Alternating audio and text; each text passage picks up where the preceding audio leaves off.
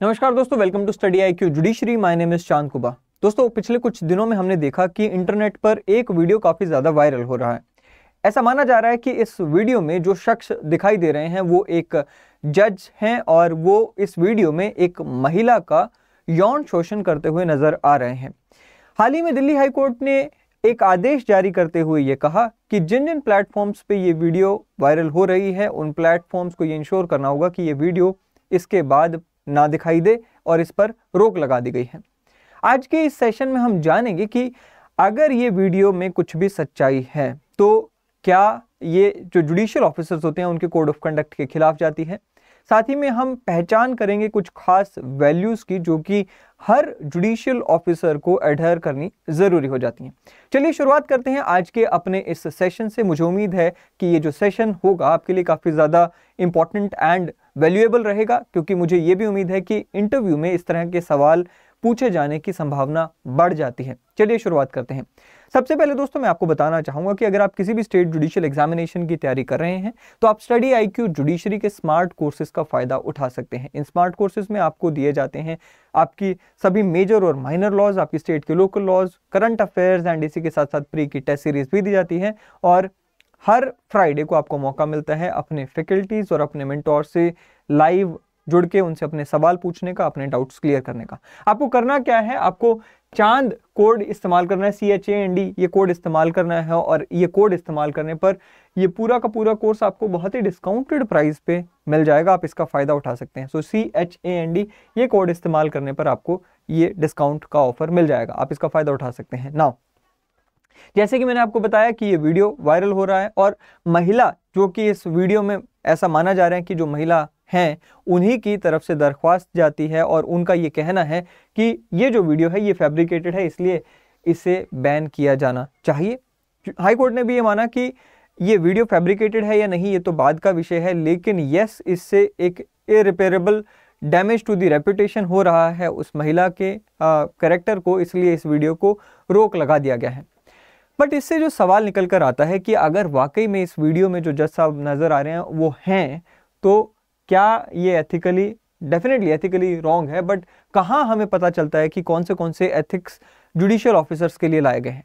इसके लिए हमें जानने होते हैं the Bengaluru principles of judicial conduct 2002। ये जो प्रिंसिपल्स हैं ये एथिकल कंडक्ट फॉर जजेस को इस्टेब्लिश करते हैं and they are designed to provide the guidance to the जजेस and afford the judiciary a framework for regulating the judicial conduct. Now in code of conduct की जरूरत क्या है, सबसे पहले तो ये जान लेते हैं। देखिए, ये जो जुडिशरी की सर्विस है ना, ये कोई आम सर्विस नहीं है, कोई रेगुलर एम्प्लॉयमेंट नहीं है। It is a very important service, एक ऐसी सर्विस जिसमें सबसे अंत में थका हारा व्यक्ति जो कि हर जगह से परेशान हो चुका होता है वहां आता है। ऐसे में जरूरी हो जाता है कि जस्टिस डिलीवर हो और जिनके ऊपर ये आस लगाई जा रही है कि वो जस्टिस डिलीवर करेंगे वो दिखना भी चाहिए कि वाकई में कैपेबल हैं जस्टिस डिलीवर करने के लिए, लोगों का विश्वास उनमें होना चाहिए। सो इसलिए एंड ये जो सर्विस है, आप ऐसा नहीं है कि जब तक कोर्ट रूम में बैठे हैं तभी तक एक जज हैं, आप 24/7 जज हैं और आप पे लोगों को हर समय उम्मीद रहती है कि आप गलत करेंगे ही नहीं, चाहे वो पर्सनल लाइफ हो या फिर आपकी जुडिशरी के अंदर का कंडक्ट हो या जुडिशियल कोर्ट रूम के अंदर का कंडक्ट हो। इसलिए जरूरी हो जाता है कि कुछ डिफाइन की जाए वैल्यूज एंड उम्मीद की जाए ये आपसे कि आप जब जज हैं या फिर जुडिशियल ऑफिसर हैं तो उन वैल्यूज का, उस कोड ऑफ कंडक्ट का पालन करेंगे ना। सबसे पहली वैल्यू जो हमें देखने को मिलती है, जो प्रिस्क्राइब्ड है, वो है इंडिपेंडेंस, वो है स्वतंत्रता। ऐसा कहा जाता है कि एक जज जो हैं उनको अपने फैक्ट्स जो उनके सामने आए हैं और जो लीगल पॉइंट्स उनके सामने आए हैं केवल उन्हीं की असेसमेंट पे कोई फैसला सुनाना चाहिए। कोई भी external influence, extraneous influence, inducement, pressure या थ्रेट या फिर इंटरफेरेंस, किसी भी दबाव के तहत आकर उन्हें अपना फैसला नहीं सुनाना चाहिए। एक जज जरूरी नहीं है कि हमेशा से जज होते हैं, वो कई बार वकील भी होते हैं। ऐसे में जो सामने जो प्रैक्टिस करने वाले एडवोकेट हैं वो उन्हीं की फ्रेटर्निटी के लोग भी हो सकते हैं, जो कि उनके पुराने मित्र हो सकते हैं। नेचुरल सी बात हो जाती है कि इन्फ्लुएंस होना लाजमी हो जाता है। ऐसे में एक जज को या एक जुडिशियल ऑफिसर को अपने आप को इस तरह के इन्फ्लुएंसेस से बचाना जरूरी हो जाता है। इसी को इंडिपेंडेंस कहते हैं कि आप स्वतंत्र रूप से अपनी जजमेंट सुना रहे हैं, फैक्ट्स के बेसिस पे जजमेंट सुना रहे हैं। दूसरा होता है इम्पार्शियलिटी। देखिए, एक जज का काम सिर्फ और सिर्फ कोर्ट में जजमेंट सुनाना नहीं होता। एक जज को अपने कोर्ट के बाकी काम भी देखने होते हैं, अपने ऑफिस के बाकी काम भी देखने होते हैं। ऐसे में कई सारी जगहों पर उन्हें कुछ और डिसीजंस भी लेने होते हैं अपार्ट फ्रॉम जुडिशियल डिसीजंस। वहां पर जज से ये उम्मीद की जाती है कि वहां पर भी वो जज जो है ऑब्जेक्टिवली डिसीजंस लेंगे and he will not be what we say impartial. So objectively वहां पर डिसीजंस लेंगे, निष्पक्षता वहां पर भी नहीं आएंगे। डेफिनेटली यही वैल्यू जो है, निष्पक्षता की वैल्यू, उनकी जुडिशियल डिसीजंस में भी रिफ्लेक्ट होनी चाहिए। एक जज जिनके सामने हो सकता है कि उन्हीं के दोस्त का मामला आ जाए, हो सकता है कि उन्हीं के जान पहचान वाले का मामला आ जाए, हो सकता है कि उन्हीं के किसी पुराने कलीग का मामला आ जाए। ऐसे में ये सारे के सारे कंसिडरेशंस उनके दिमाग में नहीं होने चाहिए। वहां पर उन्हें निष्पक्ष होकर इंडिपेंडेंटली, ऑब्जेक्टिवली डिसीजन लेना होता है। फिर आता है इंटेग्रिटी। ये एक बहुत ही इंपॉर्टेंट वैल्यू है और इंटेग्रिटी, या जिसे हम सत्यनिष्ठा कह देते हैं, इसको हम बहुत ही वाइडर सेंस में डिफाइन करते हैं।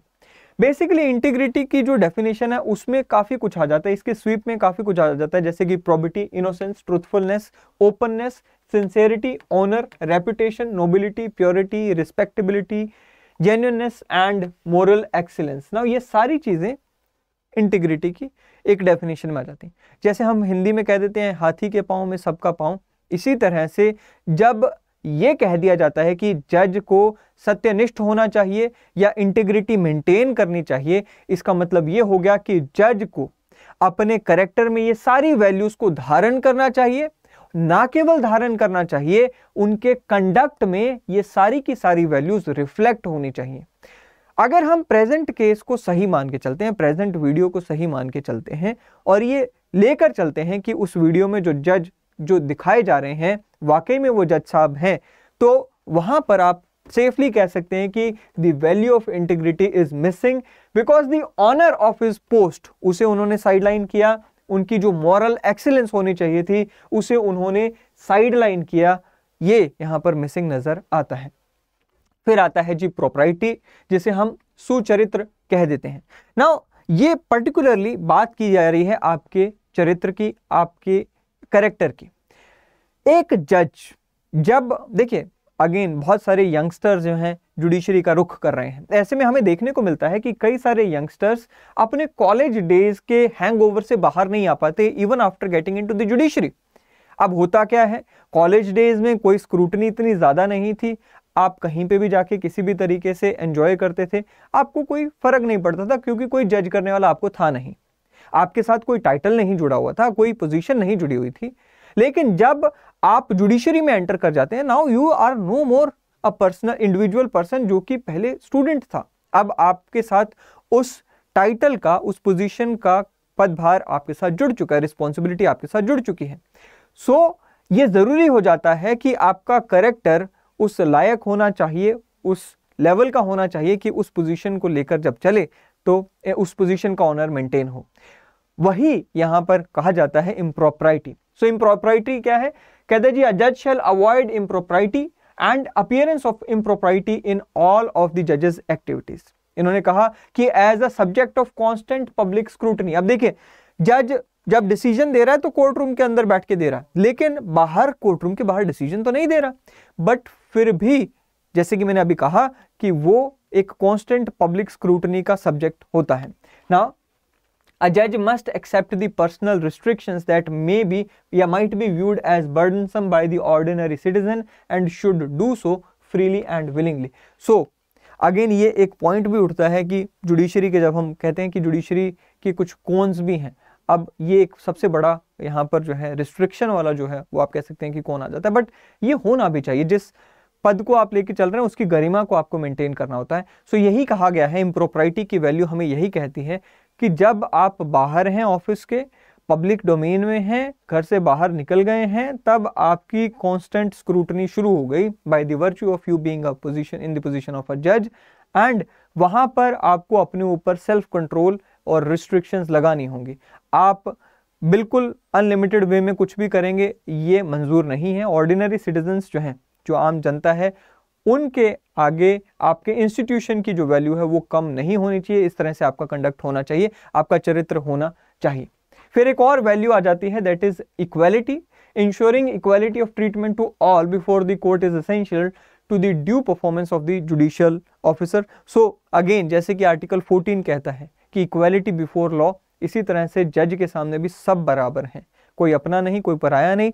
जज को अपने फैक्ट्स, सर्कमस्टांसेस एंड लॉ के असेसमेंट पर सबके साथ ट्रीटमेंट करनी चाहिए और डिसीजन देना चाहिए। इसके अलावा भी एक और इंपॉर्टेंट वर्च्यू या वैल्यू है, that is competence and diligence.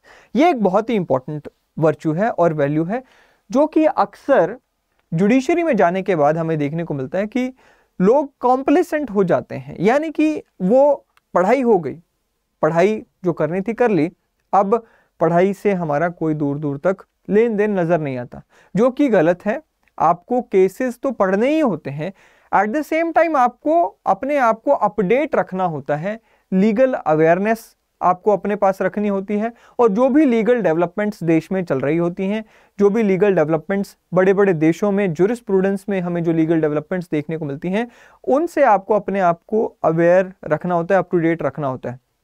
उसी से आप कॉम्पिटेंट बनते हैं, उसी से आप डिलीजेंट बनते हैं। सो बेसिकली ये भी एक और वर्च्यू है, एक और वैल्यू है जो कि एक जुडिशियल ऑफिसर में होनी चाहिए। एंड इसके अलावा भी और कई सारी वैल्यूज इस बेंगलुरु प्रिंसिपल्स में दी गई हैं, जैसे कि कई सारे कोड के जो हैं, कंडक्ट के जो कोड हैं दिए गए हैं, जैसे कि कहते जी, अ जज शैल इन हिज और हर personal relation with the individual members of the legal profession who practice regularly in the judges court avoid situations which might reasonably give rise to the suspicion of or appearance of favoritism and partiality। now जैसे कि मैंने आपको कहा कि जज कभी वकील भी हो सकता है कि रहा हो, ऐसे में आपके कई सारे कलीग्स बन जाते हैं। अब ऐसा नहीं होना चाहिए कि आपका बिहेवियर उन कुछ सिलेक्टेड लोगों के साथ, जिनको आप पुराने टाइम से जानते हैं, उनके साथ ऐसा हो जाए कि दूसरे लोगों को डाउट ही हो जाए कि भाई ये जज साहब और उनका कोई मिली भगत है या कोई फेवरेटिज्म की कोई बातचीत वहां हो सकती है। फिर क्या आता है, अ जज shall not allow the use of जजेस residence bye a member of legal profession to receive clients और other members of the legal profession. सो ये मैं पहले भी समझा चुका हूं कि भाई एक जज को रेजिडेंस मिलता है। अब जो रेजिडेंस जज को मिल रहा है वो जज के पर्सनल यूज के लिए होना चाहिए। जज के हो सकता है कि भाई या फिर वाइफ या हस्बैंड लीगल प्रोफेशन से ही जुड़े हों, वो रेजिडेंस पे अपने क्लाइंट्स को नहीं बुला सकते, और जो प्रोफेशन से जुड़े हुए लोग जो जज के साथ रह भी रहे हैं, उन्हें उस रेजिडेंस की बजाय बाहर का इस्तेमाल करना चाहिए, अपने क्लाइंट से डील करना चाहिए। फिर आखिरी जो हमें यहाँ पर और चीज समझनी चाहिए, दैट इज अ जज शैल नॉट यूज और land the prestige of judicial office to advance the private interest of the जज, अ मेंबर ऑफ द जजेस फैमिली और any person else. So basically again इसमें सारा कुछ आ जाता है कि आपकी जो पोजीशन है उसका आप दुरुपयोग नहीं करेंगे अपने पर्सनल बेनिफिट के लिए, या फिर अपने किसी फैमिली मेंबर के बेनिफिट के लिए, या फिर अपने किसी क्लोज फ्रेंड के बेनिफिट वगैरह के लिए। बेसिकली जो आपकी पोजीशन है वो पोजीशन की गरिमा मेंटेन रखते हुए आपको आगे बढ़ना होता है, उसका दुरुपयोग आपको नहीं करना चाहिए। सो ये कुछ वैल्यूज हैं लेडीज एंड जेंटलमैन, जब आप जुडिशियल सर्विसेज में जाते हैं वहां पर आपको ध्यान रखनी चाहिए। लेकिन इन वैल्यूज की अवेयरनेस हमें अभी से होनी चाहिए, क्योंकि जब हम जुडिशियल सर्विस में चले जाएंगे तब हमें ये सिखाई जाएंगी, बट इंटरव्यू में या फिर मेंस में आपसे पूछी जा सकती हैं। इस पे अगर आप किसी स्टेट में ऐसे लिखते हैं तो हो सकता है ऐसे एज इट इज आपको देखने को मिल जाए। सो आई होप कि ये लेक्चर आपको काफी पसंद आएगा एंड आपको काफी मददगार रहेगा। अगले सेशन में फिर एक बार मिलेंगे दोस्तों। Till then thank you and have a great day ahead. Thank you.